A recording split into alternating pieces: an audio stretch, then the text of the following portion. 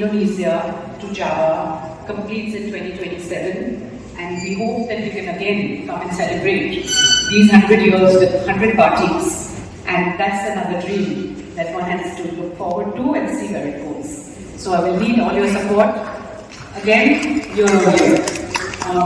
This project has been extremely challenging, but very satisfying in the sense of this is shared legacies and kept to our word that it's shared legacies despite what is currently happening and the fact that we couldn't have representation from Bangladesh as we would have liked. But even in the symposium, it was wonderful as to record and to send to us and interact and be there on Zoom. And so it's been a great opportunity to continue to have these conversations and have these talks, whether it was GI. And pioneering of Biotic played a pivotal role in Bengal's sartorial evolution, reflecting deeper cultural shifts. Through presentations, demonstrations and performances, we will uncover the forgotten history of Bengal's textile transformation. Again, a warm round of applause and thank you for being here and very warm welcome. Thank you.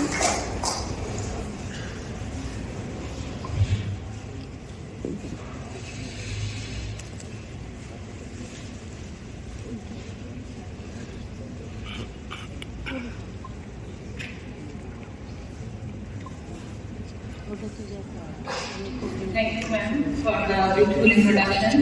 And good evening, everyone. Thank you for joining the session. My heartfelt gratitude to River Studio, Kolkata Center for Creativity and Hands and Minds for giving me this prestigious platform to talk about Biotic.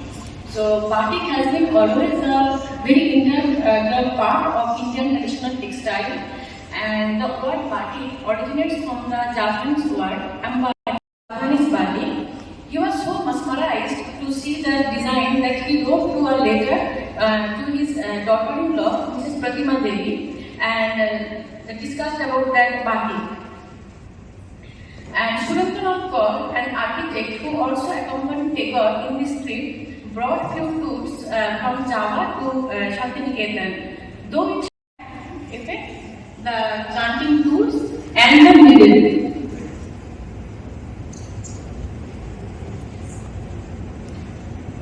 This is the process of applying wax on fabric. So first, the white area is covered with wax and then dyed with synthetic or natural dyes.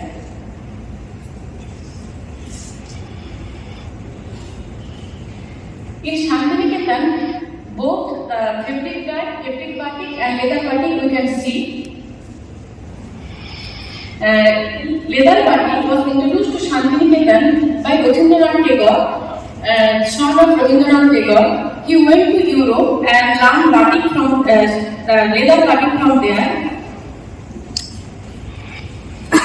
So the left, this is the Japanese batik, and right is the batik saree design by Jamuna Sen. So here you can visually see that in is the Uttorio. Uttorio is a 2.5 meter long fabric and 35 inch width, and it is mainly used in Tagore's dance drama and the convocation program to welcome the honorable guest.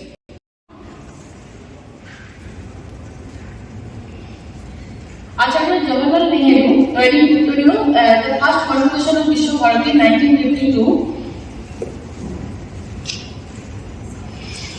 And other Acharya Atal Bihari Vajpayee and so another is have had Batik Uttorio. They were gifted Batik Uttorio in the convocation program.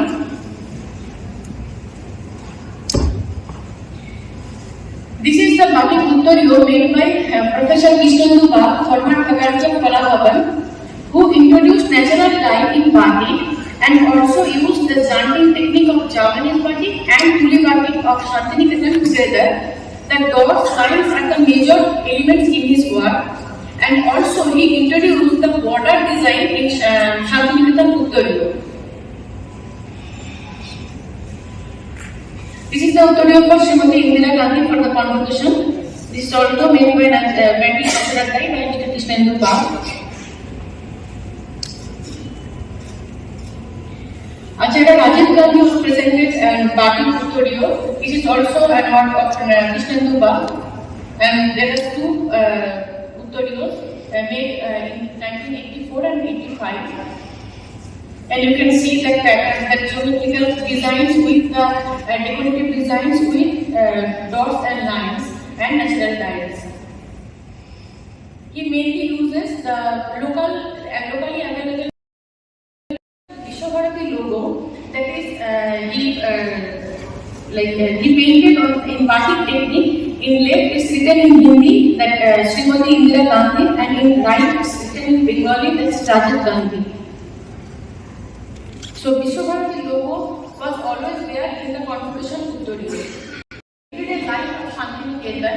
Here I am showing the lady wearing Biotic sari and Biotic shawl, and the man wearing Biotic shirt. Though there are few differences in the hand printed Biotic and the printed Biotic, the sari Gauri Bhanjo was very keen about Indian traditional textiles, and he was the person who always wanted to demolish the barrier between Indian craft and art. From this vision, in 1930, a small organization called Kavi Sangho was established. The pioneer figures was Gauri Bhanjo, and she is facing a financial crisis right now, but her passion for Biotic forces her to continue this practice. Biotic later became a part of course curriculum. Mainly the motto was to revive the traditional craft practice. And in 1951, the 2 years in terms of design making. And also for those, especially those women who didn't have the chance to go to the art school to learn the painting, they also participated in this.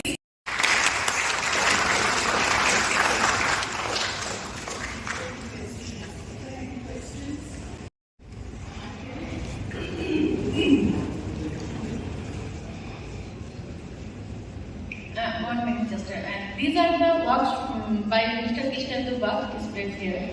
You can see after the session. Ishaji, I wanted to ask you, as a scholar, the difference between your work as a scholar studying Biotic and you doing Biotic yourself. Or the chemical dyes in that. Yes, for natural dye also, it's a kind of meat that it lasts for a long time. But if we put the proper amount and follow the proper timing, it will stay. But we have to be careful about the light harshness, that the exposure of light can damage the colors in some extent. But we have to be careful about that. But it will stay. Natural dye is more expensive nowadays, isn't it? Yes, it is. So we have to resort to artificial dyes. Yes, and also for artistic practice, there is no boundary. You can use anything, but for the commercial purpose, we have to think about that. Oh, there she is. Thank you, Sangeeta and viewers, for inviting me to give this talk. And this is something very close to my heart. That is Shantiniketan, from her and another aunt of mine who grew up there. And this particular style of Alpona, which belongs to Shantiniketan, has a few. He was a student of Abanindranath in Kolkata, but Tagore spotted the genius in him, his talent, his skill, and invited him to join as the in charge of Kolabhavan in 1909. So he came to Shantiniketan, and then he was told by Tagore that the curriculum there was to celebrate every previously known style of Alpona. This is also done. He uses both. He does some of his work with finger and some he does with brush. And nowadays people are doing Alpona with acrylic paint to make it permanent. My Thakuma, my father's mother, because she used to do it, this is not particularly a question, but an observation. She used to mention that they used version have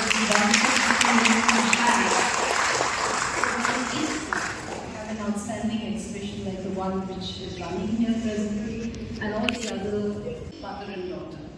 But in the last few weeks, Purnimadi fell, she broke her hip, she had a hip replacement, and here she is. She's back on stage with us, although she can't really dance, she's going to do, she dances, she talks. So welcome, Purnimadi.